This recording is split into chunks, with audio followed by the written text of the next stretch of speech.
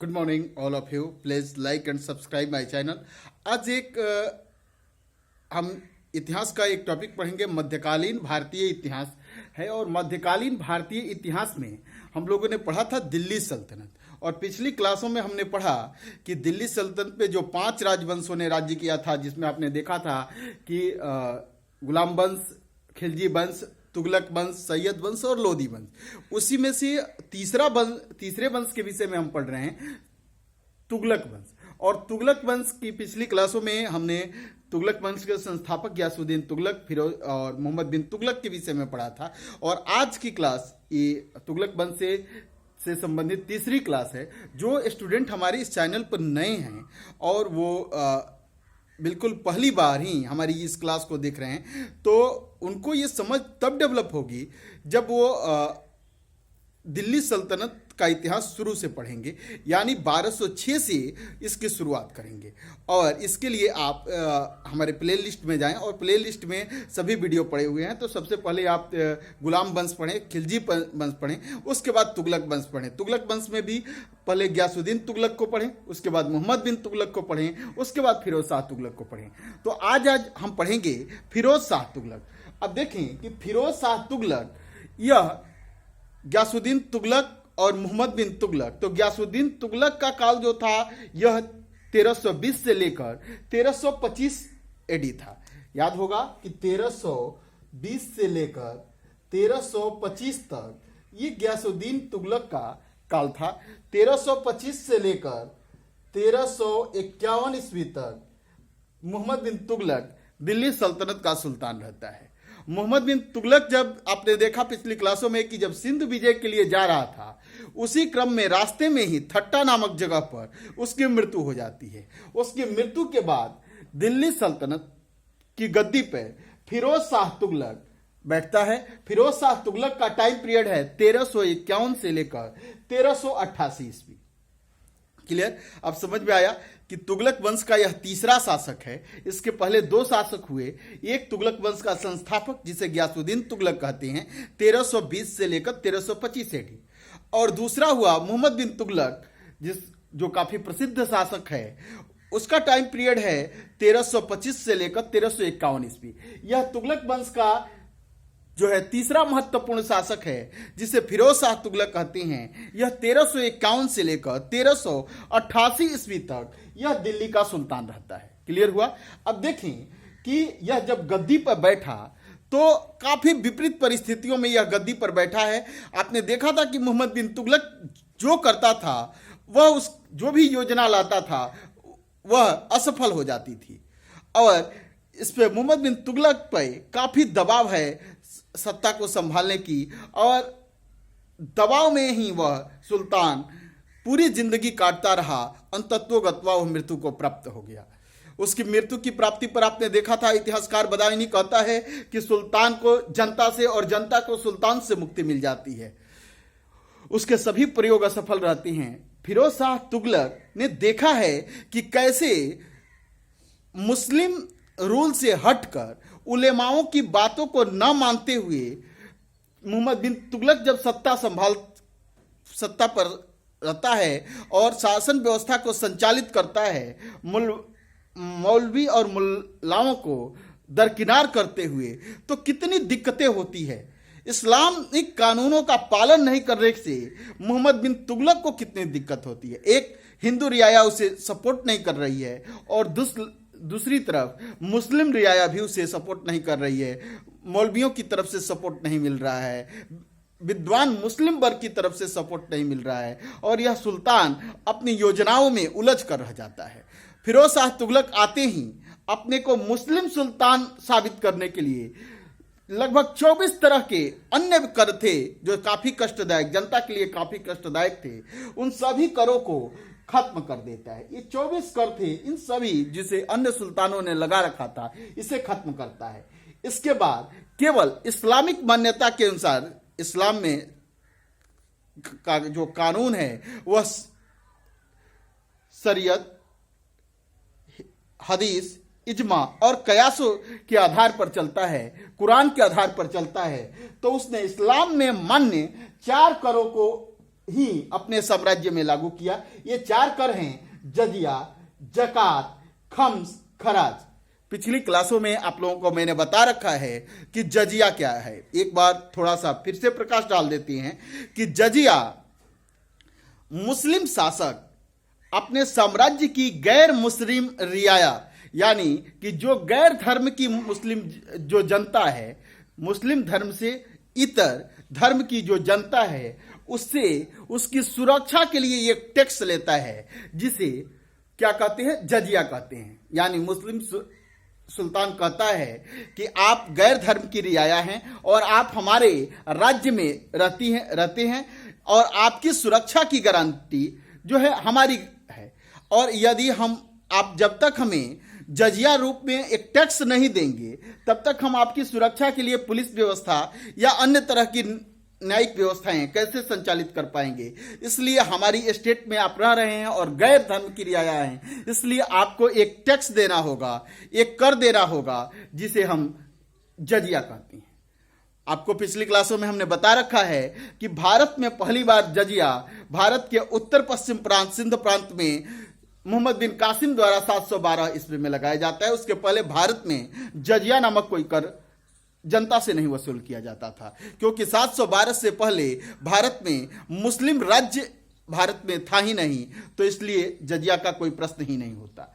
अब तो जजिया एक कर था जकात, यह भी इस्लामिक कर है और यह प्रत्येक मुस्लिम अपनी आय का, अपनी इनकम का 2.5 से लेकर 5% तक जकात करता है। किस लिए करता है? तो यह अपने धर्म के विकास के लिए किया जाता है। जजिया जो है यह गैर मुस्लिम रियाया सुल्तान को अपनी सुरक्षा के लिए देती है कि सुल्तान हमारी सुरक्षा की जिम्मेदारी उठाए, तो जजिया देती है गैर मुस्लिम रियाया। जकात मुस्लिम जनता अपने धर्म के विकास के लिए, मस्जिदों के निर्माण के लिए, गरीब मुस्लिम कन्याओं के विवाह के लिए, गरीबों, अपाहिजों, असहायों की सहायता के लिए हर मुस्लिम अपनी इनकम का 2.5 से लेकर 5% तक जकात करता है। इसके लिए वह स्वतंत्र है। 2.5% न्यूनतम उसे करना ही करना है। क्लियर हुआ? खम्स यह भी एक इस्लामिक कर है और खम्स युद्ध में लूट धन को खम्स कहते थे। जब भी सुल्तान या सेना किसी क्षेत्र पर आक्रमण करती और उस क्षेत्र को जीत लेती, जीतने के बाद वहां लूट मचाती। आप जानते ही हैं कि जो भी मुस्लिम आक्रांता थे या ये लूटपाट में ज्यादा विश्वास रखते थे, तो जो लूट में धन प्राप्त होता था, इसी धन को खम्स कहते थे। अब खम्स कैसे बढ़ता था ये देखें। खम्स में सुल्तान का जो हिस्सा होता था वह कितना होता था? तो 1/5 जो है यह सुल्तान का हिस्सा होता था। यानी कि जितना धन लूटा गया उसमें से 20% सुल्तान लेता था और 80% सैनिकों में बांट दिया जाता था। लेकिन इकलौता दिल्ली सल्तनत, पूरे दिल्ली सल्तनत में इकलौता सुल्तान रहा अलाउद्दीन खिलजी।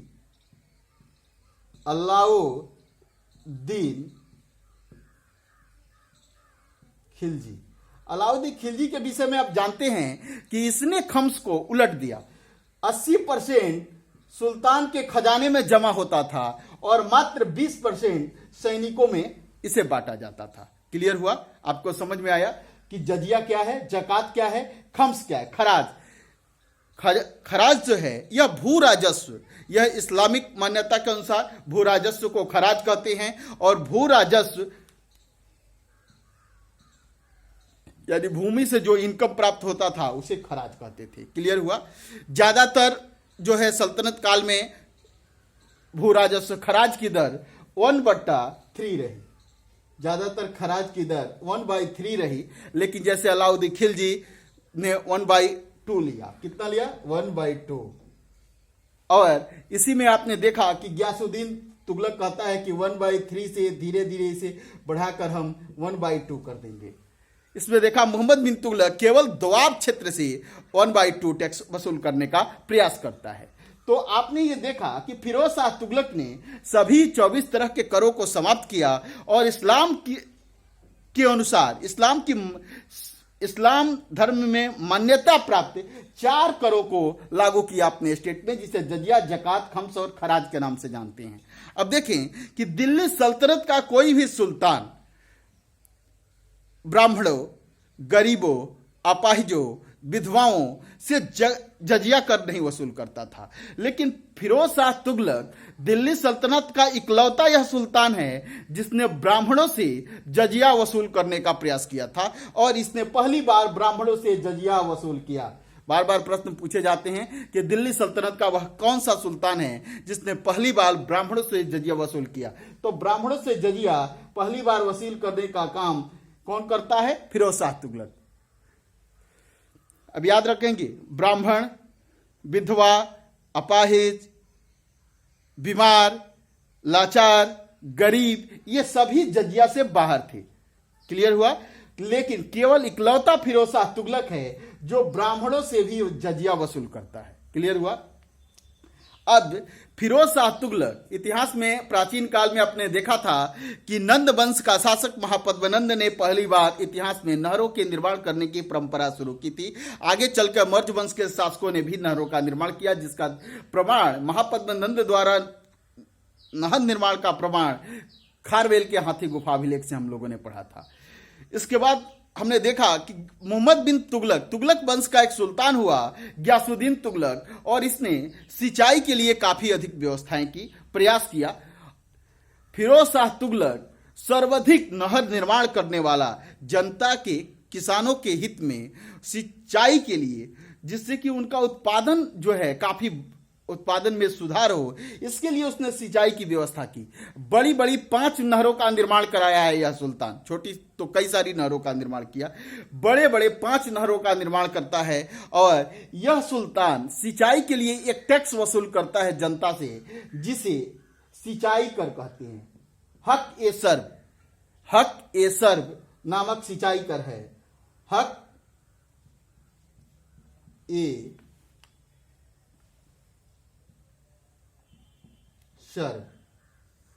सर्व, यह एक सिंचाई कर है। और सिंचाई कर लेने का काम कौन करता है? तो फिरोज शाह तुगलक। क्यों करता है? क्योंकि आप समझ गए कि ज्यादातर सिंचाई के साधनों की व्यवस्था करने वाला यह सुल्तान है, बड़ी बड़ी नहरों का निर्माण कराने वाला सुल्तान है। तो यह इस सिंचाई सुविधा देता है, इसलिए यह एक टैक्स लगता है जिसे हक के सर्व कहते हैं। यह उपज का 1/10 लेता है। क्लियर हुआ? अब देखें कि फिरोज शाह तुगलक वास्तुकार है, बहुत बड़ा वास्तुकार है। यह लगभग 300 बड़े शहरों का निर्माण किया है, जिसमें कुछ प्रमुख शहर हैं जैसे जौनपुर, हिसार, फिरोजाबाद जैसे बड़े बड़े शहरों का निर्माण करता फिरोज शाह तुगलक है। बार बार प्रश्न पूछे जाते हैं, याद रखेंगे, जौनपुर शहर का संस्थापक फिरोज शाह तुगलक है। और जौनपुर शहर को पूरब का सिराज कहते हैं। पूरब का सिराज कहने का मतलब कि पूरब का सरताज। अब देखें, इसने एक और काम किया था। आपने पिछली क्लासों में पढ़ा था, जब प्राचीन भारत का इतिहास पढ़ रहे थे तो देखा था कि अशोक ने 7 स्तंभ अभिलेख लिखवाए थे। इन 7 स्तंभ अभिलेखों में से 2 स्तंभ अभिलेख को फिरोज शाह तुगलक, एक टोपरा से दूसरा मेरठ से, एक टोपरा में उसका अभिलेख लगा हुआ था, दूसरा मेरठ में, इन दोनों अभिलेखों को उठवाकर दिल्ली मंगवाता है। और एक तो अभिलेख अब खंडित हो गया, हाथियों द्वारा इसे मंगाया जा रहा था, खंडित हो गया। यह दिल्ली में ये दोनों अभिलेख उपस्थित हैं। एक का नाम है दिल्ली टोपरा और दूसरे का नाम है दिल्ली मेरठ अभिलेख। क्लियर हुआ? यदि आपसे प्रश्न पूछा जाए कि किसने अशोक के अभिलेखों को दिल्ली मंगवाने का प्रयास किया था, तो यह फिरोज शाह तुगलक है।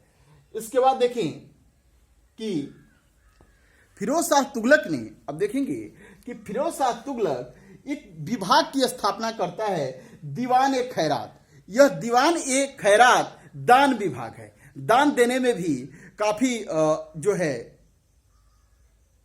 सक्रिय शासक है। यह दान देने में काफी रुचि रखता है और इसने दान देने के लिए एक विभाग की ही स्थापना किया है, जिसे दीवान ए खैरात कहते हैं। याद रखें, दीवान ए खैरात, यह दान विभाग है।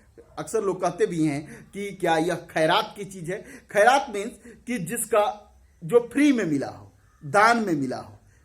क्लियर हुआ? तो दीवान ए खैरात विभाग की स्थापना फिरोज शाह तुगलक करता है। अब देखिए यह विभाग करता क्या है, तो इस विभाग का कार्य है कि वह यह बताए कि कौन व्यक्ति दान लेने के योग्य है, किसको जो दान देना चाहिए, कौन दान लेने के लायक है, किसे जरूरत है इस दान की, यह पता यह विभाग लगाता था और उस व्यक्ति की मदद करता था, दान देता था। यह विधवाओं, गरीबों, अपाहिजों, ठीक है, लाचारों, अविवाहित, गरीब अविवाहित कन्याओं के विवाह के लिए यह दान दिया करता था। अब देखें कि दिल्ली सल्तनत में सर्वाधिक दास रखने वाला लगभग 1,80,000 दास इसके पास थे। दासों की विशाल फौज इसके पास थी। इन दासों के रख रखाव, इनके भोजन, वस्त्र आदि की व्यवस्था के लिए उसने एक विभाग बना दिया फिरोज शाह तुगलक ने, जिस विभाग का नाम है दीवान ए बंदगान।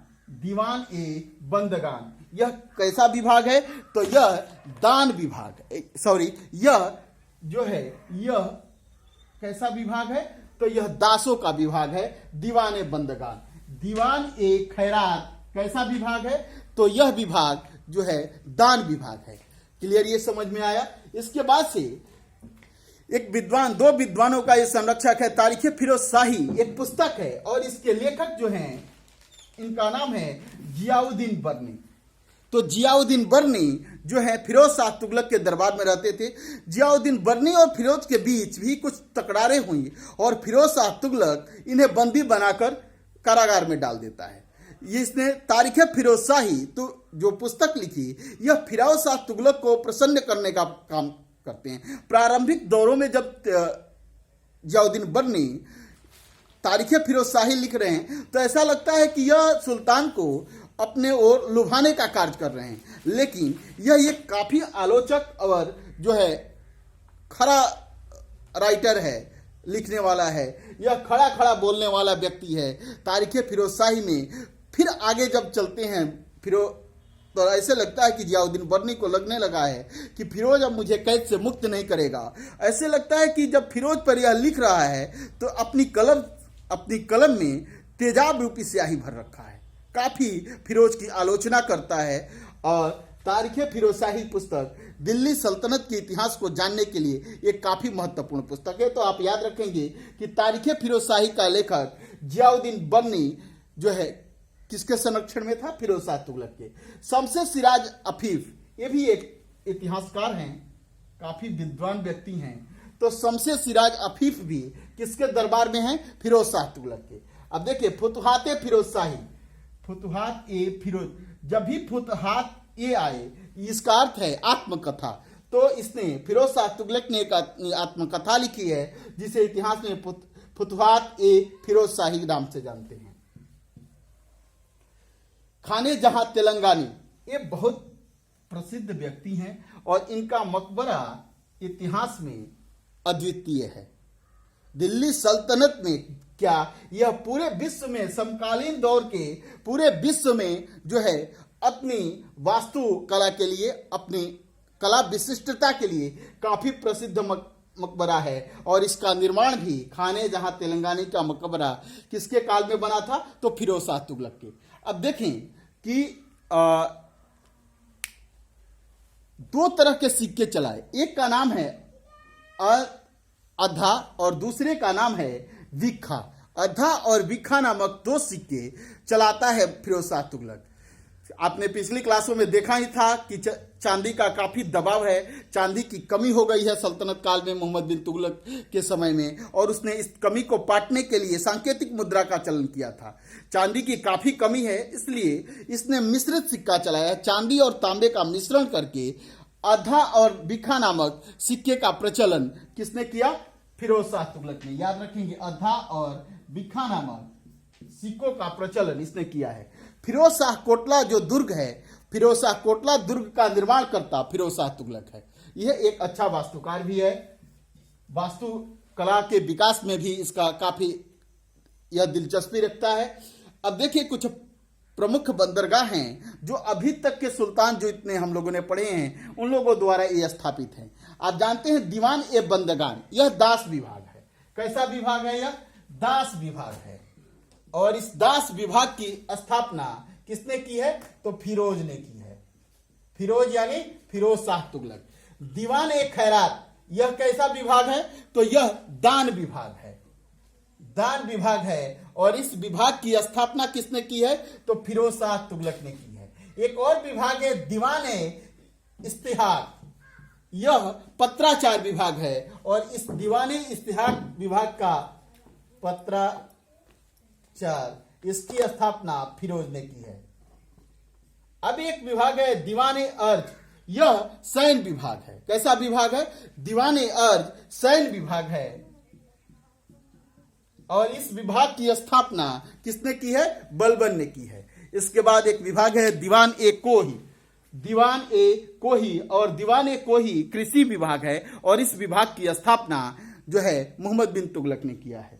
अब अभी हम लोगों ने फिरोज शाह तुगलक के विषय में पढ़ा। अगली क्लासों में हम दिल्ली सल्तनत के अन्य शासकों के विषय में पढ़ेंगे। 1 से 2 बार इस वीडियो को देखें। फिरोज शाह से संबंधित सभी तरह के प्रश्न आपके सॉल्व हो जाएंगे। यदि किसी तरह की क्यूरी है तो आप कमेंट बॉक्स में कमेंट करें। आपकी जरूरत के अनुसार एक अलग से वीडियो भी बनाकर प्रोवाइड कराया जाएगा, जिस तरह की आपकी जरूरत होगी। दैट्स ऑल, थैंक यू, धन्यवाद।